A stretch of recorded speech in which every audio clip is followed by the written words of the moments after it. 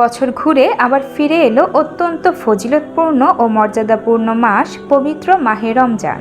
এ মাসে সিয়াম সাধনার মধ্য দিয়ে আল্লাহর বান্দা নিজেকে পরিশুদ্ধ করার চেষ্টা করে। এই মাসেই পবিত্র গ্রন্থ আল কুরআন অবতীর্ণ হয়েছে। পবিত্র কুরআনে ইরশাদ হয়েছে, রমজান মাস, যে মাসে কুরআন নাজিল হয়েছে, যা মানুষের জন্য হেদায়েত ও সুস্পষ্ট নিদর্শনাবলী সংবলিত সঠিক পথ দেখায় এবং সত্য ও মিথ্যার মধ্যে চূড়ান্ত ফয়সালা করে দেয়। পবিত্র এই মাসে তাই সকল মুসলিমের উচিত বেশি বেশি কুরআন তিলাওয়াত করা। আমাদের প্রিয় নবীজি সাল্লাল্লাহু আলাইহি ওয়াসাল্লাম পবিত্র রমজান মাসে অধিক পরিমাণে কুরআন তিলাওয়াত করতেন। রমজান মাসের রাতগুলোতে তিনি জিবরাইল আলাইহিস সালামকে কুরআন তিলাওয়াত শোনাতেন। হাদিস শরীফে ইরশাদ হয়েছে, আব্দুল্লাহ ইবনে আব্বাস রাদিয়াল্লাহু তাআলা আনহু বলেন, রমজান মাসের প্রতি রাতে জিবরাইল আলাইহিস সালাম রাসূল সাল্লাল্লাহু আলাইহি ওয়াসাল্লামের কাছে উপস্থিত হতেন এবং তারা উভয়ই পবিত্র কুরআন তিলাওয়াত করে একে অপরকে শোনাতেন। পবিত্র কুরআন শরীফ তিলাওয়াত প্রতিটা মুহূর্তেই ফজিলতপূর্ণ। হাদিস শরীফে ইরশাদ করা আছে, আব্দুল্লাহ ইবনে মাসউদ রাদিয়াল্লাহু তাআলা আনহু বলেন, রাসূলুল্লাহ সাল্লাল্লাহু আলাইহি ওয়াসাল্লাম বলেছেন, যে ব্যক্তি আল্লাহর কিতাব থেকে একটি অক্ষর তিলাওয়াত করলো, তার বিনিময়ে সে একটি নেকি পাবে, আর একটি নেকির বিনিময়ে হবে 10 গুণ। এ কথা বলছি না যে আলিফ লাম মিম একটি অক্ষর, বরং আলিফ একটি অক্ষর, লাম একটি অক্ষর, মিম একটি অক্ষর। তবে পবিত্র রমজান মাসে তিলাওয়াতের সওয়াবের পরিমাণ আরও বহু গুণে বেড়ে যায়।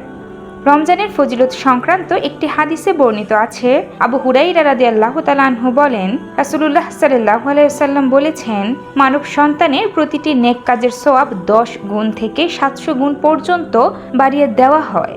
এছাড়া কিয়ামতের দিন রমজানের রোজা যেমন রোজাদারের জন্য সুপারিশ করার সুযোগ পাবে, ঠিক তেমনি পবিত্র কোরআনকেও তার তিলাওয়াতকারীর জন্য সুপারিশ করার সুযোগ দেওয়া হবে। এ প্রসঙ্গে ইবনে ওমর রাদিয়াল্লাহু তাআলা আনহু থেকে বর্ণিত, রাসূল সাল্লাল্লাহু আলাইহি ওয়াসাল্লাম ইরশাদ করেছেন, রোজা ও কুরআন বান্দার জন্য সুপারিশ করবে। রোজা বলবে, হে আমার রব, আমি তাকে খাবার ও দিবসে প্রবৃত্তি থেকে বিরত রেখেছি, অতএব আপনি আমার সুপারিশ গ্রহণ করুন।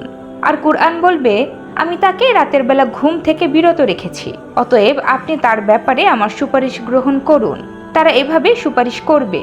এ কারণেই প্রতিটি মুসলমানের উচিত পবিত্র রমজান মাসে পবিত্র কুরআন বেশি বেশি তিলাওয়াতের প্রতি বিশেষভাবে গুরুত্ব আরোপ করা। কুরআন তিলাওয়াতের প্রতি আল্লাহ তাআলা নিজেই বান্দাদেরকে উৎসাহিত করেছেন একাধিক জায়গায়। সূরা আরাফে আল্লাহ তাআলা বলেছেন, যখন কুরআন তিলাওয়াত করা হয় তখন মনোযোগের সহিত শ্রবণ করো এবং চুপ থাকো, যেন তোমাদের উপর রহমত হয়। এই আয়াতে পরোক্ষভাবে কুরআন তিলাওয়াতকে আল্লাহ তাআলার পক্ষ থেকে রহমত প্রাপ্তির ওসিলা বলা হয়েছে। সূরা আনফালে রয়েছে, যখন তাদের সামনে কুরআন তিলাওয়াত করা হয় তখন তাদের ঈমান বেড়ে যায় এবং তারা ভরসা করে রাব্বুল আলামিনের ওপর।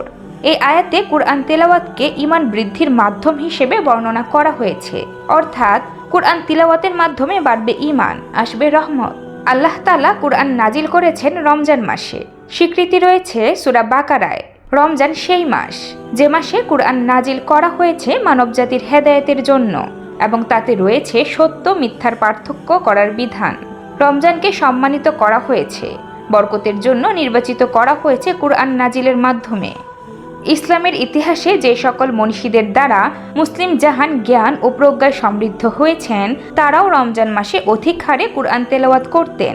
যেমন ইমাম আবু হানিফা রহমাতুল্লাহি আলাইহি রমজান মাসে মোট 61 খতম কুরআন পড়তেন। রমজানের দিনে 1 খতম এবং রাতে 1 খতম করতেন। বাকি 1 খতম পুরো রমজানে তারাবির নামাজে আদায় করতেন। ইমাম বুখারী রহমাতুল্লাহি আলাইহি রমজান মাসের প্রতি রাতে 1 খতম কুরআন শরীফ তেলাওয়াত করতেন। হযরত আবু কাতাদা রহমাতুল্লাহি আলাইহি রমজান মাসে প্রতিদিন 3 দিনে 1 খতম কুরআন তিলাওয়াত করতেন এবং শেষ দশকে প্রতি রাতে 1 খতম দিতেন। শুধু কুরআন তিলাওয়াত করলেই হবে না, চেষ্টা করতে হবে বোঝার। আল্লাহ তাআলা কুরআন বোঝার জন্য বারবার তাগিদ দিয়েছেন। সূরা ইউসুফে এসেছে, আমি আরবি ভাষায় কুরআন নাজিল করেছি যেন তা তোমরা বুঝতে পারো।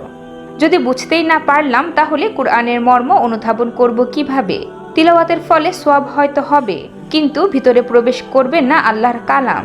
আল্লাহ তাআলা বলেন, প্রকৃতপক্ষে মানুষের বোঝার জন্য আমি কুরআনে সব দৃষ্টান্তই বর্ণনা করেছি যেন তারা অনুধাবন করতে পারে।